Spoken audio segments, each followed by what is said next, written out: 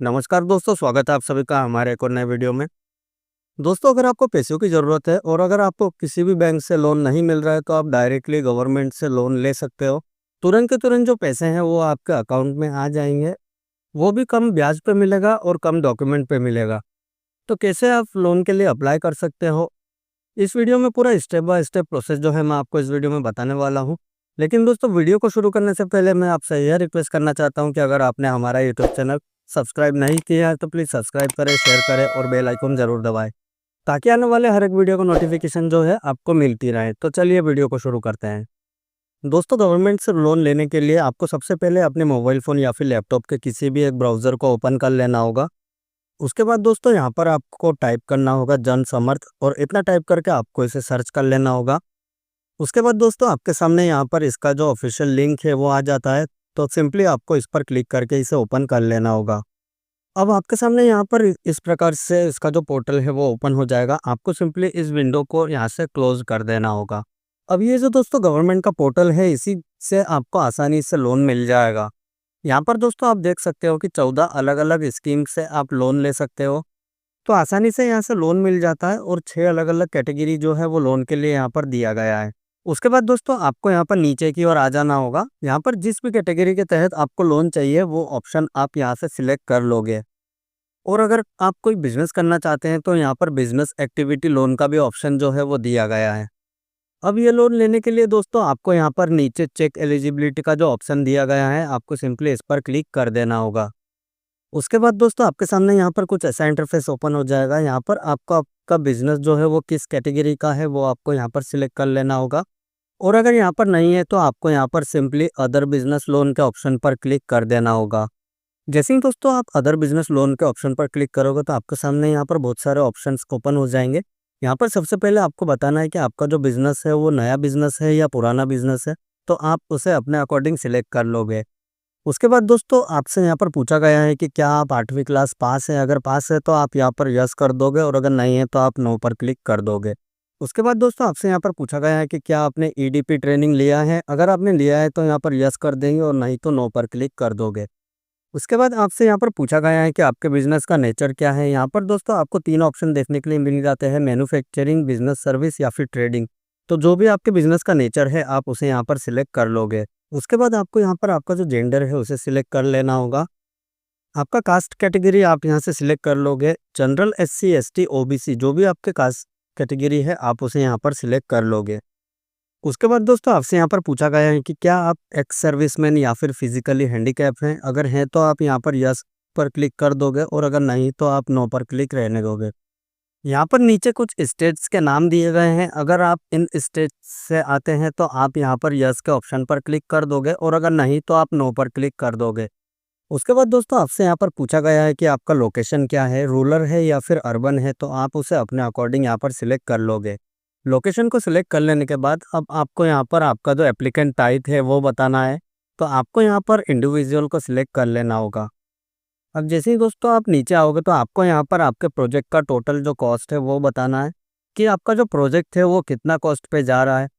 तो यहाँ पर दोस्तों मैंने 10 लाख रुपए जो है वो टाइप कर दिया है। आप अपने अकॉर्डिंग जो कॉस्ट है आप उसे यहाँ पर टाइप कर दोगे। उसके बाद दोस्तों आप अपने तरफ से कितना इन्वेस्ट कर रहे हैं अपने बिजनेस में वो आपको यहाँ पर बताना होगा। तो यहाँ पर दोस्तों हमने 1 लाख रुपए टाइप कर दिया है और बाकी का जो अमाउंट है वो हमें लोन चाहिए। यहाँ पर आपको रिक्वायर्ड लोन अमाउंट का जो ऑप्शन है वो देखने के लिए मिल जाएगा। और इतना कर लेने के बाद आपको यहाँ पर कैलकुलेट एलिजिबिलिटी का जो ऑप्शन है उस पर क्लिक कर देना होगा। उसके बाद आपके सामने यहाँ पर कुछ ऐसा इंटरफेस ओपन हो जाएगा। यहाँ पर आप देख सकते हो, congratulations you are eligible for to business activity loan. यहाँ पर दोस्तों आप देख सकते हो 2 अलग अलग स्कीम के तहत गवर्नमेंट जो है हमें लोन प्रोवाइड कर रही है।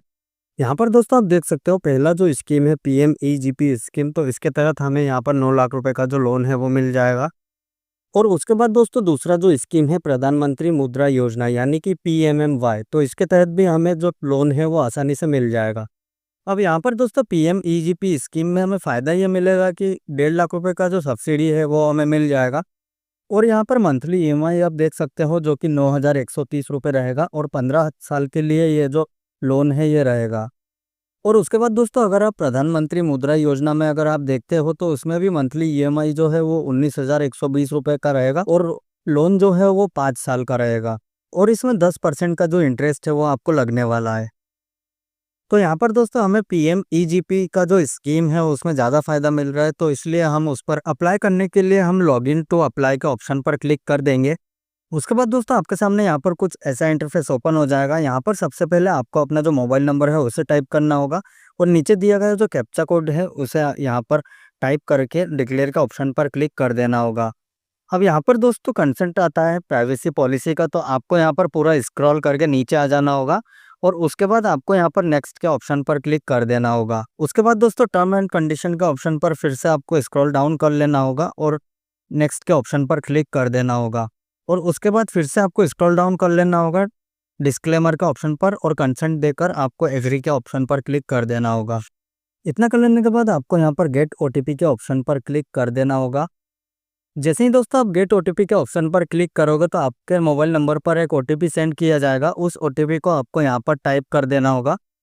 जैसे ही दोस्तों आप ओटीपी को टाइप कर दोगे उसके बाद आप इस वाले पेज पर ऑटोमेटिक रिडायरेक्ट हो जाओगे।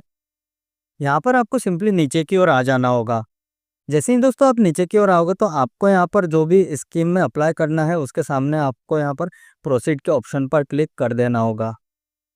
प्रोसीड कर लेने के बाद दोस्तों आपके सामने यहाँ पर आपका जो डिटेल है वो आ जाता है। आपको यहाँ पर अच्छे से इसे चेक कर लेना होगा। अगर यहाँ पर पूरा डिटेल सही है तो आपको यहाँ पर नीचे कंटिन्यू के ऑप्शन पर क्लिक कर देना होगा। जैसे ही दोस्तों आप कंटिन्यू के ऑप्शन पर क्लिक करोगे उसके बाद आपके सामने यहाँ पर प्रोसीड का ऑप्शन आएगा, तो आपको सिंपली यहाँ पर प्रोसीड के ऑप्शन पर क्लिक कर देना होगा। उसके बाद आपके सामने यहाँ पर कुछ ऐसा इंटरफेस ओपन हो जाएगा। अब यहाँ पर दोस्तों आपको मेन फॉर्म भर के अप्लाई करना होगा। उसके लिए दोस्तों आपको यहाँ पर पहला ही ऑप्शन दिया गया है एप्लीकेशन फॉर नीड यूनिट, तो आपको यहाँ पर अप्लाई के ऑप्शन पर क्लिक कर देना होगा। जैसे ही दोस्तों आप अप्लाई के ऑप्शन पर क्लिक करोगे तो आपके सामने इसका जो फॉर्म है वो ओपन होकर आ जाता है। तो इसी फॉर्म को दोस्तों आपको अच्छे से भरना होगा। यहाँ पर दोस्तों सबसे पहले आपको आपका जो पर्सनल डिटेल है वो भरना होगा, जैसे आपका आधार नंबर या फिर डेट ऑफ बर्थ, ये सब डिटेल आपको यहाँ पर भरना होगा। उसके बाद दोस्तों आपको यहाँ पर आपका एड्रेस डिटेल और बैंक डिटेल, ये सारी जो डिटेल हैं आपको 1 बाय 1 करके यहाँ पर फिलअप करना होगा। यहाँ पर अगर आपको कुछ भी समझ में नहीं आ रहा है तो यहाँ पर राइट साइड में जैसे ही आप स्क्रॉल करोगे तो आपको यहाँ पर पूरा जो डिटेल दिया गया है कि आपको फॉर्म को यहाँ पर कैसे भरना है। तो ये गाइडलाइन जैसे ही आप पढ़ोगे तो आपको पूरा समझ में आ जाएगा कि ये फॉर्म आप कैसे भरोगे। यहाँ पर हिंदी और इंग्लिश दोनों लैंग्वेज में आपको गाइडलाइन देखने के लिए मिल जाता है। बस इसे पढ़ते जाना है और आपको यहाँ पर डिटेल फिलअप करते जाना है।